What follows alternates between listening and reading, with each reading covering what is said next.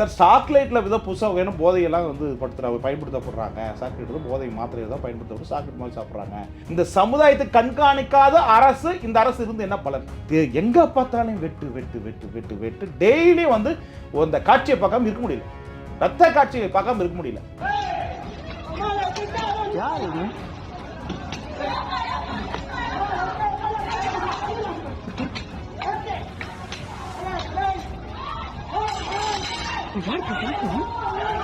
இது அப்புறம் இது என்னாச்சு? ரவுடிசத்தை ஊக்குவதே திராவிட கட்சி. ஆம்ஸ்ட்ராங் மட்டும் பார்த்தீங்கன்னா எல்லாமே ரவுடி தான் இருக்கான். குட்கா உங்களுக்கு எப்படி வந்துச்சு? நீங்க குற்றவாளி தானே? அப்படி குட்காவை கையில் எடுத்துட்டு நீ சட்டமன்றத்துக்கு போறேன்னா அந்த குட்காவை விசாரணை மேற்கொள்ளணும்ல, அதுவே தனி விசாரணை போடும்ல. மத்திய அரசு ஃபண்டு கொடுத்தா மக்களுக்கு போய் நேரடி சேர போடுறாங்க. 1000 பேர் இப்போ பினாமி இருக்கான். அந்த 1000 பேர் பினாமி அப்படியே வெளிநாட்டுக்கு ஃபாரின் போடும். இன்னைக்கு நீட்டு நடக்குமா? நடக்காது. நீட்டை சொல்லி செங்கல் சுற்றி செங்கலை வச்சு ஒரு பாலிடிக்ஸ் பண்ணி ஏமாற்றுறாங்க. உதயநிதி தமிழகத்தின் உதயநிதியா இருக்கிற உதயநிதி அவர்கள் வந்து சொகுசா இருக்கிற தலைவர். மண்ணில் போய் மம்டி பிடிச்சி வேலை செஞ்சிருக்காரா? நான் வேலை செஞ்சிருக்கேன். என் கையை வந்து விவசாயத்தில் காவச்சிருக்கேன். நீங்க சொகுசா ஒரு நடிகரை வந்து ஒரு இருந்தால் எப்படி இப்படிதான் தெரியும், ரேஸ் தான் விடுவாங்க.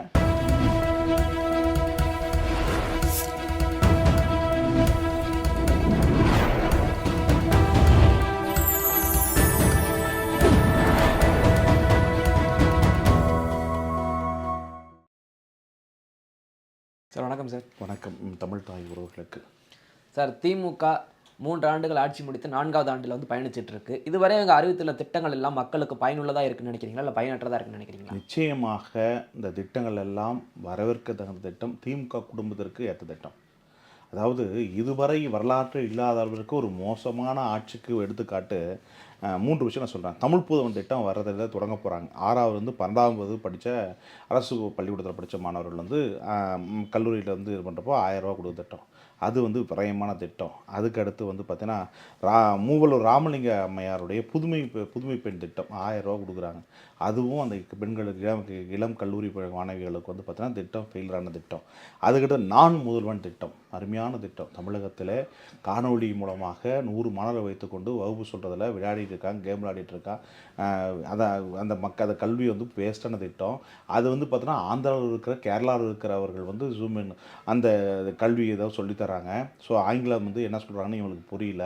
ஸோ சும்மா கண் துடைப்புக்கிட்டு இருக்காங்களே. நான் முதல் திட்டம் முழுமையாக பிஏ, பிஎஸ்சி, பிகாம் எல்லா விதமான கோர்ஸுகளுக்கும் நடத்தப்படுறாங்க. 100 மாணவரை வச்சு நடத்தப்படுறாங்க. ஆன்லைனில் வந்து ஆந்திரா கேரளா வந்து சொல்லப்படுறாங்க. ஸோ அந்த திட்டமும் ஃபெயில திட்டம். அப்புறம் பெண்களுக்கு 1000 ரூபாய் கொடுத்து 1300 கோடி ரூபா மாதத்துக்கு, ஒரு வருஷத்துக்கு 15 கோடி ரூபா, அது ஃபெயில் திட்டம். இந்த ஆட்சி கொண்டு வர அனைத்து விதமான திட்டங்களும் மக்களை சோம்பேறி ஆக்குகின்ற, நீ இப்படியே செயல்படக்கூடாது, சிந்தனை இருக்கக்கூடாது, எதுவுமே இல்லாத மூளையை மங்கடிக்கிற அளவுக்கு செயல்படக்கூடிய அரசு தான் இந்த திராவிட மாடல் அரசு. எடுத்துக்காட்டு, மக்கள் இதெல்லாம் இல்லாமல் இருந்தாங்களா? இதெல்லாம் பயன்படுத்த கணிப்பொறி கொடுத்தாங்க. அதை என்ன பண்ணாங்க? வேஸ்ட்டாக போச்சா இல்லையா? ஸோ இவங்க அரசு பணம் கஜனாவிட இன்றைக்கி கிட்டத்தட்ட ஒரு தலைமையில் 4 லட்சம் ரூபாய். திராவிட ஆட்சியில் வந்து போன ஆட்சியில் வந்து 1,40,000 ரூபாய் கடன் உருவாக்குச்சு அதிமுக ஆட்சி. இந்த ஆட்சியில் வந்து திமுக வந்து அதிகரித்து பண்ணியிருக்காங்க. ஆகவே இது முழுக்க 2 பேரும் இந்த மக்கள் முன்னேற்றத்திற்காக இல்லை. இன்றைக்கி இளைஞர் படித்த இளைஞன் வெளிநாட்டுக்கு வந்து மலேசியா, சிங்கப்பூருக்கு 20,000 சம்பளத்துக்கு போகிறான்.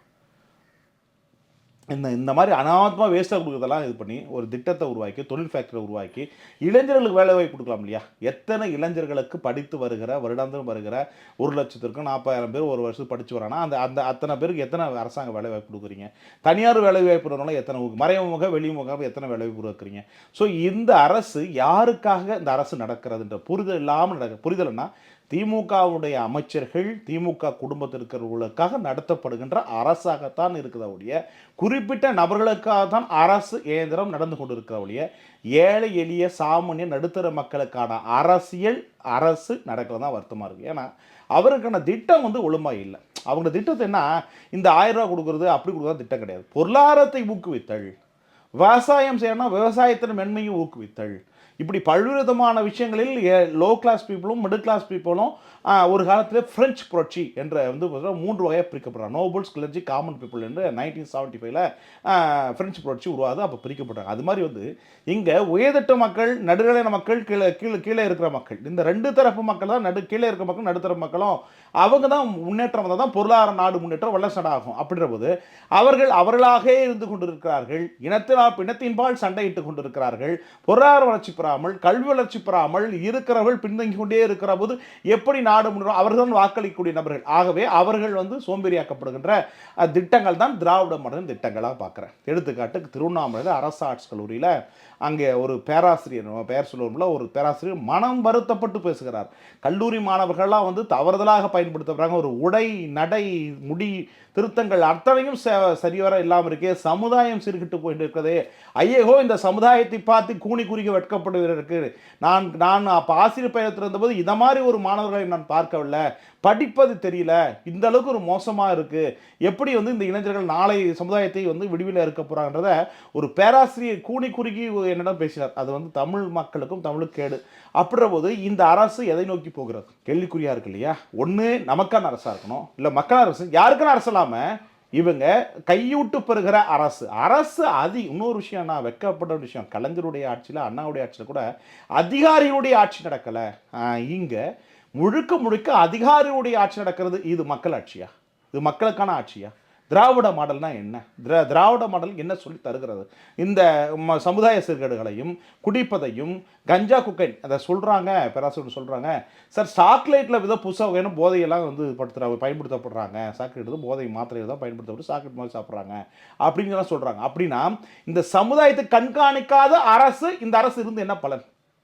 ஒரு பூஜ்ய செயல்படாத ஒரு முதலமைச்சராகத்தான் இந்த முதலமைச்சர் பொம்மை முதலமைச்சராக இருக்கிறார் என்ற ஒரு பார்வை தான் இருக்க ஒழிய, மற்றபடி நான் இது மக்கள் முன்னேற்றத்துக்கான ஒரு அட்மினிஸ்ட்ரேட்டிவ், நிர்வாகத்துக்கான அட்மினிஸ்ட்ரேட்டிவை அரசு துறை அதிகாரிகளும் வகுக்கிறதுல, ஆட்சி ஆளக்கூடியவங்களும் வகுக்கிறதுல, இதில் எப்படி கையூட்டு பெறுகிறது? அதாவது மின்சாரத்துறை எல்இடி டெண்டர் விடுவதில் எப்படி கையூட்டு பெறுவது, குப்பை தொட்டி வாரம் எப்படி கையூட்டு பெறுவது, அது ரோடு டெண்டர் போடுவதில் எப்படி கையூட்டு பெறுவது, மணல் காவாரியில் எப்படி கையூட்டு பெறுவது, கல்குவாரிகள் எவ்வளோ கையூட்டு பெறுவது, இப்படி கையூட்டு பெறுகிற விஷயங்களுக்காகவே அரசு பொறுப்பில் அமர்ந்து கொண்டு கல்லாயிட்டுவதற்கு இது அரசாட்சியா? இது கவர்மெண்ட்டா? இது மக்களுக்கு அரசு? எதுக்கு இந்த வாக்களிக்கணும்? எதுக்கு இந்த சிஸ்டம்? எதுக்கு இந்த கான்ஸ்டியூஷன்? எதுக்கு சட்டம், வரைவு, காவல் நிலையம், அரசு அதிகாரம் அத்தனை எதுக்கு? ஒருவர்கள் ஈட்டுவதற்காக இந்த துறையினா அந்த துறையை இழுத்து முட்டு போயிடலாமே. ஸோ மக்களுக்காக முன்னேற்றத்திற்காக அரசு இல்லை, அப்புறம் எதுக்கு இந்த அரசியல் நாடகங்கள், மேடைகளை பேசிக்கொண்டு எத்தனை காலங்கள் தான் இந்த மக்களையும் இந்த மண்ணையும் இயற்கையும் ஏமாற்றி கொண்டிருப்பார்கள்? சுகாதார சீர்கேடு. ஃபாரஸ்ட் ஏரியாவெல்லாம் பார்த்தீங்கன்னா நிறைய இடங்களில் பாட்டில் குடிச்சிட்டு அப்படியே ரோட்டில் போட்டு போகிறான். எருமைகள், காட்டு எருமைகள், யானைகள் போகிற இடத்துல மசனக்குடியும் மற்ற ஏரியாக்கெல்லாம் போய் பாருங்கள், பாட்டில் குடிச்சிட்டு ரோட்லேயே போடுறான். அப்போ இந்த மாதிரி சுகாதார சீர்கேடு. மது பாட்டில் சமுதாயத்தில் அங்கங்கே குடிச்சிட்டு அப்படியே போட்டு போகிறான். ஆத்தோரமாகவும் அங்கேயும் இங்கேயும் போட்டு போகிறான். இங்கே இது எதை நோக்கி போகிறது சமுதாயம்? மதுக்கடைகள், கிராமங்கள் தோறும் மதுக்கடைகள் தேவையா? நாட்டுக்கு அவசியமா? அது வளர்ச்சிக்கான விஷயமா? மது நாட்டுக்கும் வீடு கேடுன்னு போகிற போது நீங்கள் நாட்டுக்கும் வீடு கேடானதை கிராமங்கள் தோறும் கொண்டு செல்வது எந்த ஒரு அரசாட்சியில்? திராவிட ஆட்சி. இது சாதனைங்க. திராவிடத்துடைய திராவிட மாடலுடைய ஆட்சி, முதலமைச்சர் மாண்புமிகு முதலமைச்சர் ஸ்டாலின் அவர்கள் முந்தைய காலத்தில் என்ன சொன்னார்? வீட்டிற்கு முன்பு புகைப்படம் இருக்கிற நான் கூட அனுப்புகிறேன், வீட்டுக்கு முன்பு மதுவை ஒழிக்கப்பட வேண்டும் போராட்டம் நடத்தினார் முதலமைச்சர் அவர்கள். ஆனால் அவருடைய ஆட்சி காலத்தில் மதுக்கடைகளை ஊக்குவித்தது தான், அதுதான் சாதனையா? இதே எடப்பாடி அவர்கள் இருந்தபோது தமிழக முதலமைச்சர் அவர்கள் மதுக்கடைகளை குறையங்காக செய்யுங்கன்னு சொன்னாங்க. இந்த கவர்மெண்ட் குறைச்சா? ஏற்றுனாங்கல்ல. அப்புறம் அவங்களுக்கு இவங்களுக்கு என்ன மாறுபாடு இருக்குது? ஆட்சி மட்டத்தில் என்ன நடந்துச்சு நாட்டில்? ஸோ அவர்கள் என்ன வகுத்தார்களோ அதே போல போகிறது. இது மக்கள் மாற்றம் எங்கே உருவாடுத்தது? மனமாற்றம் எப்படி உருவெடுத்தது? பொருளாதார முன்னேற்றம் எப்படி உருவாடுத்தது? வேலைவாய்ப்பு முன்னேற்றம், எத்தனை துறைகளில் இவர்கள் அரசு இந்த 4 ஆண்டுகள் தொடக்கத்தில் இதுவரை எத்தனை லட்சம் இளைஞர்களுக்கு வேலை வாய்ப்பு கொடுத்து சொல்லுங்க பார்ப்போம். தமிழ்நாடு தேர்வாணையத்தில் எழுதப்படுகிற எழுதப்பட்டு ரிசல்ட் வராமல் எத்தனை பேர் காத்திருந்து வயது 30 எவ்வளோ பேர்? கிட்டத்தட்ட எத்தனை பேர் இன்னும் பார்த்தீங்கன்னா எம்ப்ளாய்மெண்ட்டில் பதிவு பண்ணி வேலை வாய்ப்பு கிடைக்காம எத்தனை பேர்? ஸோ இது இன்னும் எதனாலைக்கு தான் இந்த மக்களுக்காக எல்லாமே எதுக்காக தான் ஆட்சி நடத்தணும்? எதுக்காக தான் கட்சி நடத்தணும்? இந்த கட்சிகள், ஆட்சிகள் எதற்காக? புரிதல் ஃபர்ஸ்ட் ஆஃப் ஆல் அதுவே நம்மகிட்ட இல்லை இல்லையா? இந்த நாடு அழிவை நோக்கி போகிறதுக்கு இதெல்லாம் காரணம். படித்தவர்கள் இல்லாமல், ஒரு நல்ல சிந்தனையாளர் இல்லாமல், படிக்காதவர்கள் சாராய வித்தவன் எம்எல்ஏனா எப்படி இருக்கும்? இப்போ திமுகவில் வேலூர் திருப்பத்தூர் மாவட்ட செயலர் தேவராஜன் ஒருத்தர், அவர் சாராய வியாபாரம் இருந்தவர், கள்ளச்சாராய வியாபாரம் ஆலாங்காயம் பகுதியிலே ஒன்று சேர்ந்தவர், கள்ளச்சாராய வியாபாரம் செய்யக்கூடிய நபர், அவர் மாவட்ட செயலர். எப்படி நாடு உருப்படும்? படித்தவன், கல்லூரி படித்தவன், பட்டம் படித்தவன் நாட்டை ஆண்டால் நாடு உருப்படும். இந்த நாட்டை ஆளுகிறவர்கள் ஐபிஎஸ் படித்தவங்க வரணும், ஐஏஎஸ் படித்தவங்க வரணும், அதிகாரிகளாக இருக்க படித்தவனும் எல்லாரும் நம்புறீங்களா? அந்த படித்தவனை ஆளக்கூடியவன் அறிவிலே வரணும் ஏன் யோசிக்கல? இந்த சிஸ்டத்தை முதல்ல மாற்றணும். தேர்தல் ஆணையம் நிறைய சீர்திருத்தமான படிக்காத எக்ஸாம் எழுதணும். முதலமைச்சராக எக்ஸாம் எழுதணும். உனக்கு தகுதி இருக்கா, தகுதி இல்லைன்னா அட்மினிஸ்ட்ரேட்டிவ் எதுக்கு? கிட்டத்தட்ட 8 கோடி மக்களுக்குடைய முதல் குடிமகன் முதலமைச்சர். 140 கோடி மக்களுக்கு பிரதமர் குடியரசுத் தலைவர் இருக்காங்க இல்லையா? அப்படின்ற தமிழகத்தின் முதலமைச்சராக இருக்கிற போது நம்மளை வழிநடத்தக்கூடிய, நம் நிலைகளை வளர்ச்சி பெறக்கூடிய அறிவுசார் தலைவர்கள் இருக்காங்களா? காலில் விழுந்து ஒரு முதலமைச்சர் வராங்க, ஒரு குடும்பத்திலிருந்து வாரிசுக்கு முதலமைச்சர் வராங்க. ஒரு குடும்பத்திலிருந்து தலைவர் வந்தால் நாட்டுக்கு நல்லதா? முதல்ல ஒரு இதுனா குடும்ப தொழில் அரசியல், குடும்ப வியாபாரமாக அரசியல். ஸோ இந்த அரசியல் எதை நோக்கி கொண்டு செல்கிறாங்க? எந்த வழிக்கு உங்களை ஆட்படுத்தப்படுறாங்க? அப்புறம் எப்படி நாடு உருப்படும்? ஸோ நாடு இப்போ உதயநிதி முதல் துறைமுச்சர் தான் நாட்டுக்கு முக்கியம். எனக்கு சோறு கிடைக்கும், உனக்கு சோறு கிடைக்குமா? நாட்டுக்கு புரட்சி கிடைக்குமா? எழுச்சி கிடைக்குமா? பொருளாதார வளர்ச்சி கிடைக்குமா? ஒரு நடிகன் நாட்டை ஆண்டால் சிறப்பாக இருக்குமா? சிந்தனை அறிவு இருக்கா? செயல் இருக்கா? டெஸ்ட் வைக்கணும். டெஸ்ட் இல்லாத வைக்க தான் நாங்கள் குடிச்சிட போகிறது காரணம். ஆகவே அரசியல் திறம்படைத்த தலைவர்கள் இல்லாததான் நம் பொருளாதாரம் இந்த அளவுக்கு சீர்கெட்டு போய் ஊழல் பெருக்கெடுத்து போய் கமிஷன் கலெக்ஷன் கரப்ஷன்ல முன்னதாம இருக்கிற இந்த திராவிட ஆட்சிகள் நாட்டுக்கு கேடு. குடும்ப அரசியல் அதை விட கேடு தான் நான் சொல்ல வரேன். சார், சமீபத்தில் மத்திய அரசு பட்ஜெட் தாக்கல் பண்ணாங்க. இதில் தமிழகத்திற்கு பட்ஜெட் நிதி ஒதுக்கவே இல்லை, ஒருதாய் மனப்பான்மை நடந்துக்கிறது மத்திய அரசுன்னு சொல்லி தமிழ்நாட்டிலேருந்து குற்றச்சாட்டுகள் வைக்கிறாங்களே. அதாவது இவர்கள் யோக்கியம் கிடையாது. மாநகராட்சிகள் எதற்கு உருவாக்குறாங்கன்னா, உலக வங்கி அதிகமாக நிதி கொடுக்குது, அதான் மாநகராட்சியை விரிவுபடுத்தியிருக்காங்க ஒன்று. அதுக்கடுத்து இங்கே வர பணத்தை ஃபுல்லாக வந்தாலே வேஸ்ட் பண்ணுறாங்க. இங்கே தமிழக அரசு நான் திட்டங்கள் எல்லா திட்டமும் பட்டிடுங்க, மக்களுக்கு பயன்பட்டு பொருளாதாரம் வளர்ச்சி பெறானா? பஸ்ஸில் ஓட்ட விழுது, பெண்மணி கீழே விழுது, அப்புறம் அந்த பேருந்து இலவச பேருந்து எதுக்கு? அது எவ்வளோ ரூபாய் இழப்பீடு? சார், எல்லா அரசு துறைகளையும் மொத்தத்தையும் சம்பிக்க விட்டு செயல்படாத ஒரு மொத்தத்தையும் க்ளோஸ் பண்ணால் எப்படி கஜனாவுக்கு எங்கே வருமானம் வருது? மெடாஸ் டாஸ்மாக் கடையில் மட்டும் வருமானம் வந்தால் போதுமா? ஸோ அரசு துறைகளை, வேலை வாய்ப்புகளை, தொழிற்சாலைகளை, தொழில்துறைன்னு இருக்குது, தொழில்துறை அமைச்சர் தொழிலை உருவாக்குற தொழிற்சாலைகளை உருவாக்கணும்ல. இப்போ நீங்கள் பெண்களுக்கு 1000 கொடுத்தா 1300 கோடி நான் எத்தனை ஃபேக்ட்ரி உருவாக்கலாம் டிஸ்ட்ரிக்ட் வாரியா? அதுக்கடுத்து இந்த ராமலிங்கம் புதுமை திட்டம் இருக்கு இல்லையா, ராமலிங்கம் அம்மையார், அந்த திட்டத்தை 1000 கொடுக்குது, அது எவ்வளோ எத்தனை கோடி ரூபா வேஸ்ட்டாக போகுது? அதுக்கடுத்து பார்த்தீங்கன்னா தமிழ் புதல்வன் திட்டம், இதெல்லாம் நாட்டுக்கு தேவையா? தமிழ் புதல்வன், தலை புதல்வன், இந்த புதல்வன் எவனா கேட்டானா? இவங்களா வச்சுக்கிட்டு இந்த திட்டமிடல், இந்த வியூவம் தவறானதுன்னு சொல்கிறேன். ஸோ இது யாரை வளர்ப்பதற்காக, யாருடைய வளர்ச்சி பெறுவதற்காக அவனுக்கு ஒரு இதை ஒரு ஃபேக்ட்ரி உருவாக்கலாமே. இன்னைக்கு எல்லா மாவட்டங்களும் ஒரு ஃபேக்ட்ரி உருவாக்கினா 10 பேருக்கு வேலை கிடைக்கும்ல. ஸோ அதை செய்யலாம் இல்லையா? அதை விட்டுட்டு தேவையில்லாத திட்டங்களை போட்டு அவனுங்களுக்கு அந்த பணம் விரயமாகி, கடன் சுமை அதிகமாகி, பொருட்கள் வியாபாரப்பட்டு, இதே அதிமுக ஆட்சியில் திமுக அரசு விலைவாசி விண்ணை தொட்டு விட்டது, ராக்கெட் மாதிரி போகிறது அப்படின்னு சொன்னதுன்னா முதலமைச்சர் இந்த ஆட்சியில் தான் போயிட்டாங்களா? இந்த காலத்தில் மின்சார விலை ஏற்றலையா? பஸ் கட்டண விலை ஏற்றலையா? என்ன விலை ஏற்ற, என்ன காய்கறி விலை ஏற்றாமல் இருக்கு? இன்றைக்கி சராசரியாக ஒரு கோயம்பேடுக்கு போய் நான் காய்கறி வாங்க போனால் எனக்கு 3000 ரூபா தேவைப்படுது. நான் போய் காய்கறி வாங்கிட்டேன். இத்தனைக்கும் வெண்டைக்காய், கத்திரிக்காய், கோவக்காய், பாவக்காய், சுரக்காய், பச்சை மிளகா, இஞ்சி, பூண்டு, தக்காளி, கேரட்டு, பீன்ஸு, உருளைக்கிழங்கு, 5 கிலோ வெங்காயம் வாங்கிட்டு எல்லாம் வர 3000 ரூபா செலவு. நான் மார்க்கெட்டுக்கு போய் வாங்கிட்டேன். இது விலைவாசி வரும். எப்படி சாமானியம் பிழைப்பான்? எப்படி உருப்பட நாடு? வெண்டைக்காய் 60 ரூபா, ஒரு பச்சை மிளகா, எல்லாமே விலைவாசி உயர்வு. இந்த மக்காச்சோளம் ரேட் அதிகம், 1 கிலோ 60 ரூபா, 120 ரூபா, எல்லாமே விலைவாசி உயர்வு. அப்படி எப்படி உருப்பட சொல்லு? விலைவாசி விண்ணை தொட்ட அளவுக்கு போகிறேன்னு சொன்ன முதலமைச்சர் ஆட்சியில் இந்த அளவுக்கு இருக்கு. நானே மார்க்கெட் போயிட்டு சான்று 1/2 கிலோ கேரட்டு 40 ரூபா, 1 கிலோ கேரட்டு 120 ரூபா, ஊட்டி கேரட். ஒவ்வொரு காய்கறி பட்டு சொல்லிட்டா இந்த ஆட்சி கண்டு மக்கள் வறுமையில் இருக்கான், வறட்சியில் இருக்கான், விரக்தியில் இருக்கான். அதுக்கு இந்த அரசு என்ன செய்தது? ஆட்சியாளர்கள் என்ன செஞ்சீங்க? என்ன கிழிச்சிங்க? பச்சை சொல்லப்போனா என்ன கிழிச்சிங்க? தார்சாலை போடனா நாய் டக்குன மாதிரி போட்டு அதில் கமிஷன் வாங்குறது, குப்பை தொட்டியில் கமிஷனு, வக்காரத்தில் கமிஷனு, கமிஷன் கலெக்ஷன் கரப்ஷன் ஆட்சி. மூன்று சித்தாந்தங்களுக்கு முதல்வரான அதான் முதல்வர் திட்டம். எவ்வளோ அழகாக போகிறது பார்த்தீங்களா? முக்கோணங்களில் கொள்ளையடிக்கிறது ஆட்சி, திராவிட ஆட்சி. இது நாட்டுக்கு வளர்ச்சியா? இவர்கள் மீண்டும் தான் நாடு உருப்படும் நினைக்கிறீங்களா? திராவிடம் எதை சொல்லிக் கொடுக்கிறது? மண்ணையோ புவியிலையோ எதை பற்றியும் சொல்லாது. அதுதான் திராவிடம். அதான் திருட்டுத்தனம். ஒரு மாயை வழியை சொல்லிக்கொண்டு ஏமாத்துகின்றதான் திமுக. அண்ணா பெரியார் சொல்லிக்கிட்டு ஏமாத்திக்கிட்டு அந்த கொள்கை சிதம்பரம் கட்சி நடக்குதா? அந்த கொள்கை சிதம்பரம் தொண்டர்கள் ஃபாலோ பண்ணுறானா? சென்னையிலேருந்து கன்னியாகுமரி வரையும் நான் மாவட்ட வாரிய திமுகவுடைய நிலைப்பாடுகள், திமுக மாவட்ட செயலர்கள், திமுக ஒன்றிய செயலர்கள், நகர செயலர்கள், அத்தனை பேருடைய செயல்பாடுகளை நான் சொல்கிறேன்.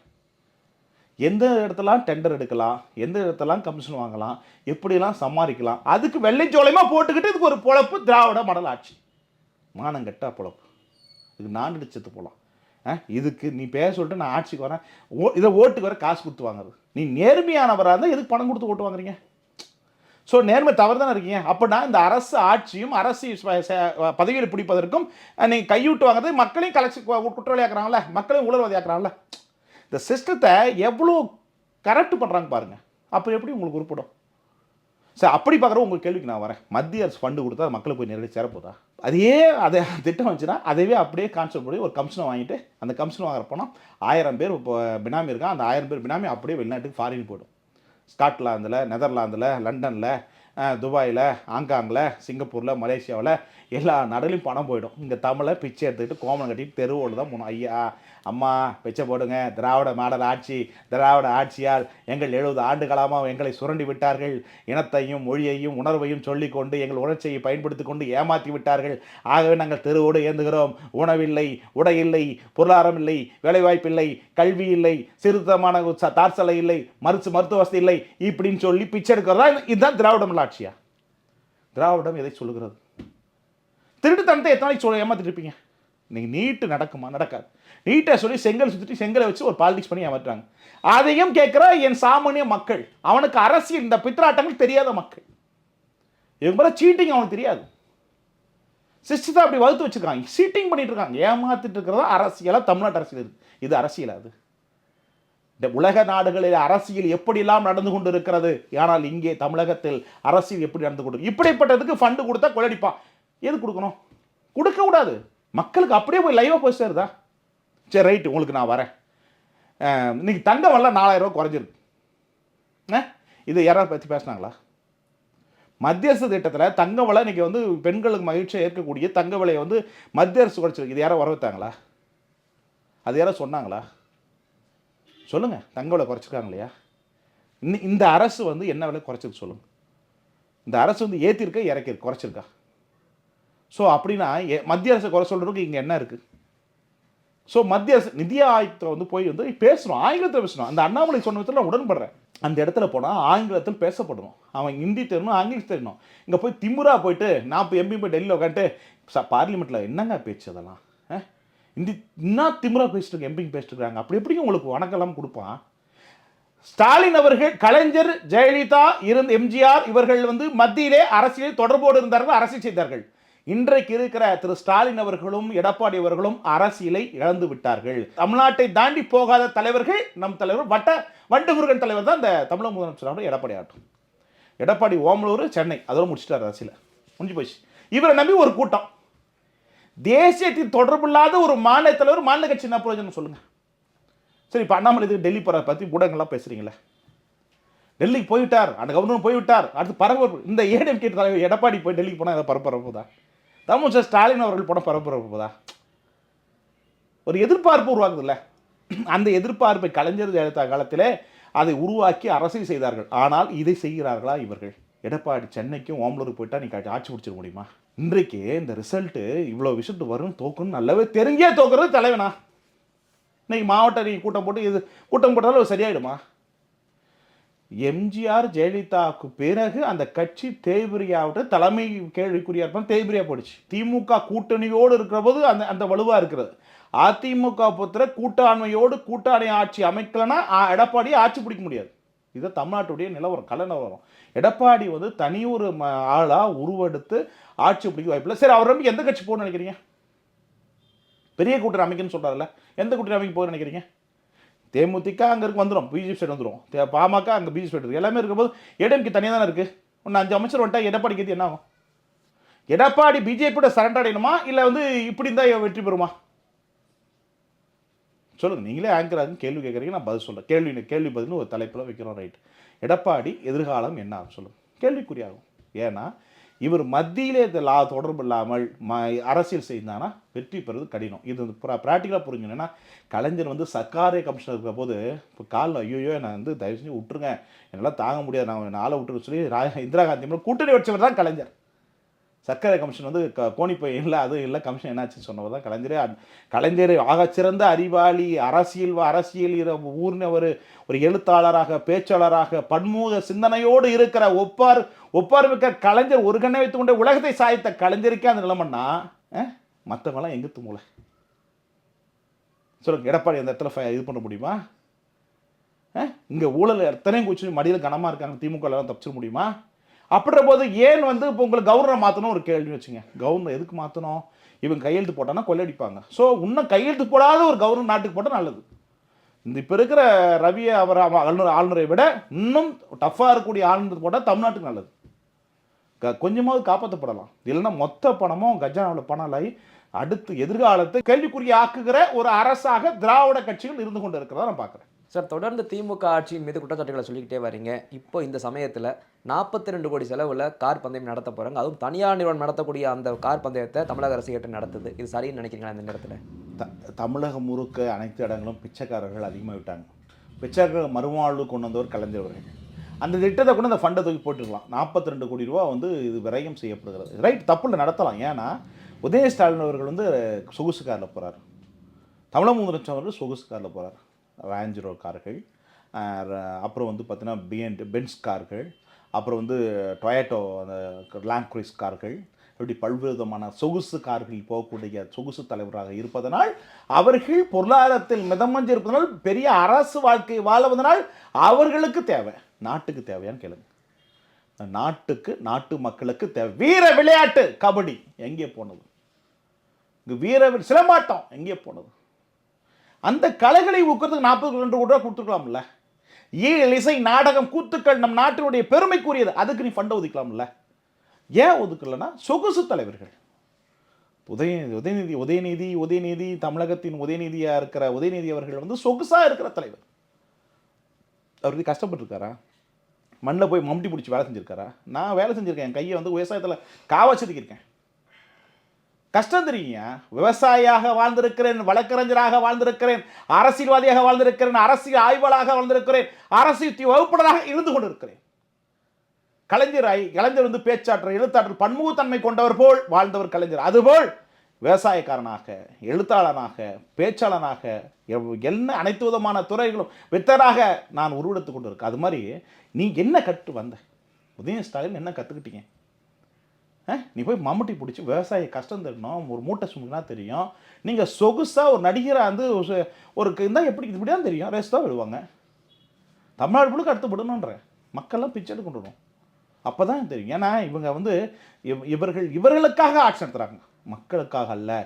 எனக்காகவோ உனக்காகவோ யாருக்காகவோ ஆட்சி இல்லாத அவர்களுக்காக ஆட்சி நடத்துகிற காட்சியான ஆட்சி. புரிந்தவன் புத்திசாலி, புரியாதவன் முட்டாள். இல்லை, இது பொதுமக்கள் பயணிக்கிற அந்த சாலைகளில் நடத்த போகிறதா சொல்கிறாங்கல்ல. இப்போ அந்த மக்களுடைய அந்த வாழ்வாதாரம் மணிக்கு ஒரு நாள் என்ன ஆகும்னு நினைக்கிறீங்க? போட்டோம். வாழ்வாதாரம் பற்றி யார் யோசிக்கிறா? வாழ்வாதாரம் என்ன? எந்த கடையில் கிடைக்கும்? அண்ணாச்சி கடையில் கிடைக்குமா? இல்லை வேறு யாராவது கடை கிடைக்குமா? நாயர் கடையில் கிடைக்குமா? எந்த கடையில் கிடைக்கும்? வாழ்வாதாரம் எங்கே இருக்கிறது? வாழ்வாதாரத்தை இழக்க வேண்டும், நீ குடிக்க வேண்டும், போதையில் அழிய வேண்டும், எனக்கு பணம் கொடுத்தால் ஓட்டு மட்டும் போட வேண்டும். இதுதான் இன்றைய அரசியல், தத்துவார்த்த அரசியல், அண்ணா அரசியல், கொள்கை அரசியல், கோட்பாடு அரசியல், முழக்க அரசியல், மூழ்குகின்ற அரசியல். இதுதான் மக்களுடைய எதிர்காலமா? இதுதான் வாழ்வாதாரமா? வாழ்வாதாரம்ன்ற வார்த்தை எவ்வளவு உயிர் ஓட்டம் கொண்டது. ஒரு மனிதனுக்கு உணவு, உடை, உணர்வு, மூச்சு, காற்று வாழ்வாதாரம். அதுபோல் சுற்றுச்சூழலையும் சீர்கிடுகிறது, தன்னை சுற்றி இருக்கிறதும் சீர்கிடுகிறது, உணவிலே கலப்படங்கள் பெருகெடுத்து ஓடுகிறது, இருக்கிற சாப்பிட்ற எண்ணெய்கள், உணவுகள் அத்தனையும் நுகர்வோருக்கு செயல்படாமல் இருக்குது, மொத்தமும் வந்து மோசமாக இருக்கிறது. இந்த சிஸ்டமே கரெக்டாக இருக்குது. உணவு, உடை, மூச்சு, காற்று, நம்ம செயல் சிந்தனையும் கரெக்ட் பண்ணது திராவிட ஆட்சிகள். ஸோ அப்புறம் என்ன நம்ம வாழ்கிறோம் நினைக்கிறீங்க? நான் வாழல, நீ வாழலையா? இந்த அரசா இல்லையா? இதுவரை ஆண்டவர்கள், ஆண்டு கொண்டிருப்பவர்கள் அரசியலை பண்ணலையா? எதுக்கே கார்பரேட் வேணும்? அண்ணா வச்சார், பெரியார் வச்சாரா? ஏன்னா புத்தி இல்லை, மூளை இல்லை, பீஸ் போயிடுச்சு. கலைஞர் வந்து எல்லாரையும் கூப்பிட்டு பத்திரிகையாளர், பேச்சாளர், எழுத்தாளர், எல்லா துறையில் இருக்க அத்தனை பேரும் கூப்பிட்டு ஆலோசனை வைப்பார். ஸ்டாலின் எம்ஜிஆர் ஜெயலலிதா கேட்டாங்க, எம்ஜிஆர் கேட்டாங்க. இன்னைக்கு எடப்பாடியோ ஸ்டாலினும் கேட்கல. தனக்கு விஷயம் தானே மற்றவங்க நிறுவனத்தை தேடுறீங்க. எதுக்கு பெண் நிறுவனம் எது செயல்படுது? இன்னைக்கு ஒட்டுமொத்தம் காவல்துறை ஏங்க இன்னைக்கு எது கலைஞர் விமர்சனம் பேசுறத விட பேசிட்டாங்க. வாழுகிற போது கலைஞர் காரில் வந்து போயிட்டு இருக்காரு. அப்போ வந்து கலைஞர் வந்து ஒரு வீட்டு வசதி இதை வந்து அவ்வளோ தொடர வச்சது. அந்த சூரட்டிலாம் வந்து விமர்சனம் எழுதியிருக்காங்க. அதை பார்த்து ரசித்து போன ஒரு கலைஞர். அப்படிப்பட்ட பிள்ளைகள், அப்படிப்பட்ட ஆட்சியில் உன்னை குத்துனா அதை ரசித்து போ. அதுதான் ஆட்சி. கருத்திலாக எதிர்கொள்ளணும், கலைவிலாக எதிர்கொள்ளக்கூடாது. அதிகாரம் வைத்துட்டு பொய் வழக்கல் போடக்கூடாது. அதுலேயும் தோல்வி. அவன் பொய் வழக்கு போட்டால் அவன் பெரிய ஆயிடுறான். மீடியாவுக்கு அதை கண்டுக்க விட்டா 4 நாளைக்கு போயிடுவான்ல. கருத்தில் எதிர்கொள்ள துப்புனா உன்ட்ட மடியில் கணக்குதுன்னு அர்த்தம். பொய்யான புரட்டான வழக்கலை சிந்தரிச்சு எதுக்கு போடணும்? அப்படின்னா அவனை பெரிய ஆக்குறது யாரு? நீ தானே. சமுதாயத்தில் அவன் எதிர்கருத்தை கொடுத்தவனை வழக்கு போட்டால் அவன் முன்ன கொடுப்பான், இன்னும் பெரிய ஆவான். சவுக் சங்கரை வளர்த்தது யார்? திமுக தான் வளர்ச்சி. திமுக இருக்கவன் தான் கூட்டாக இருக்கிறான். அப்புறம் கருப்பாடுகள் திமுக தான் இருக்குது. கனிமொழி, நேரு போன்ற ஆட்கள் சவுக் சங்கருக்கு பணம் கொடுத்துருக்காங்க. சுப்ரீம் கோர்ட்டில் கேஸுக்காகட்டும் மற்ற ஆகட்டும் நேரடியாக சந்திக்கப்பட்டு எல்லாமே கொடுத்துருக்காங்க. அப்புறம் என்ன இதில் இருக்குது? உதயநிதி தான் பேசலை, மீது எல்லாமே அண்டர்ஸ்டாண்ட் இருக்காங்க. அப்புறம் என்ன இது? என்னையா சிஸ்டம் அது? கூட்டு களவாணி சிஸ்டம் தானே இது. அப்புறம் ரேஸ் வாழ்க்கைக்கு தேவையில்லாத ரேஸு. இந்த நாட்டை ஆளுகிறவர்கள் தேவையான ஆட்சிக்கு முன்னுதாரணம் தான் இந்த ரேஸு. இன்றைக்கி சென்னையில் இந்த மாதிரி ஒரு விழா, தொழிலதிபர்களெலாம் மிரட்டி பணம் பிடுங்கி இன்றைக்கி 48 கோடி ரூபா வேஸ்ட்டாக இந்த 4 ஆண்டுகளாக தொடர்ந்து பணங்களை வேஸ்ட்டாக செய்கிற திட்டங்களை மட்டும் வகுக்கிற திராவிட மாடல் ஆட்சி. இவங்க என்ன பண்ணிட்டாங்க, மத்தியில் வந்து மேக் இன் இண்டியான்னு கொண்டு வந்தால இவங்க வந்து தப்பாக பிளான் யாரோ சொன்ன தலைப்பை வச்சு போட்டு இன்றைக்கி வரையும் ஓட்டுறாங்க. 2வது சொல்லிட்டு முடிச்சுன்னு ஓட்டுறாங்க. திராவிட முதலமைச்சருக்கும் தெரியாது, உதயநிதிக்கும் தெரியாது. ஸோ கிட்டத்தட்ட பல ஆயிரம் கோடிகள் வந்து ஃபாரின் போயிருக்கு. சேலத்தில் ஒரு பினாமி, கோயம்புத்தூர் ஒரு பினாமி, திருவண்ணாமலை ஒரு பினாமி, கரூரில் பினாமி. எவ்வளோயா பணம்? என்ன நம்ம இன்னும் எவ்வளோயா வாழ போகிறோம்? அவ்வளவும் பணம். ஸோ அப்புறம் இது யாருக்கான ஆட்சி? அதாவது உனக்கு வாக்கால் 500 ரூபா 1000 ரூபா 2000 ரூபா கொடுக்குறானவே என்ன அர்த்தம்? அப்படி நேர்மையாக நடத்துகிறாங்க நினச்சிக்கிற ஆட்சியை. நேர்மையாக இருக்கிறவங்க காசு தர மாட்டாங்க. அதுலேயே புரிஞ்சுக்கணும் நேர்மையற்ற ஆட்சி. இந்த சிஸ்டத்துக்கு நம்ம அங்கீகரிக்கணும், ஓட்டு போடுறோம். அப்படின்னா யார் கரெக்டு? மக்களும் திருடன், ஆட்சியாளரும் திருடன். இது எப்படி ஒரு நாடு? நாம் விடுத்து கொள்ள வேண்டும். இது நாடு நமக்கான நாடு அல்ல, நாட்டை ஆளக்கூடிய நமக்கான நாடு அல்ல. நமக்காக வாழ வேண்டும், நமக்காக வாழ்ந்து விட்டு இறக்க வேண்டும் நினைக்கிறது தான் ஆக சிறந்த சூழ்நிலையை தமிழ்நாட்டில் நிலவி கொண்டு இருக்கிறது. நாளைய சமுதாயத்தை சீர்கெடுக்கின்ற ஆட்சி தான் இந்த திராவிட ஆட்சி. ஏன்னா ஒட்டுமொத்த இளைஞர்களும் இன்னைக்கு படித்த இளைஞர்களை வந்து அஃபென்ஸ் அதிகமாக நடக்கிறது இந்த இளைஞர்களால் தான் நடக்குது. ஏன்னா 40 வயசு மேற்பட்டம் கொள்றதெல்லாம் கம்மி. இன்றைக்கி 25 வயசு 18 வயசுக்குள்ளே இருந்தால் அதிக விதமான அஃபென்ஸில் வந்து ஈடுபடுறான். நாயை வெட்ட மாதிரி தெருத்தர வெட்டுறான். எங்கே பார்த்தாலும் வெட்டு டெய்லி வந்து அந்த காட்சியை பார்க்காம இருக்க முடியல. ரத்த காட்சியை பார்க்காம இருக்க முடியல.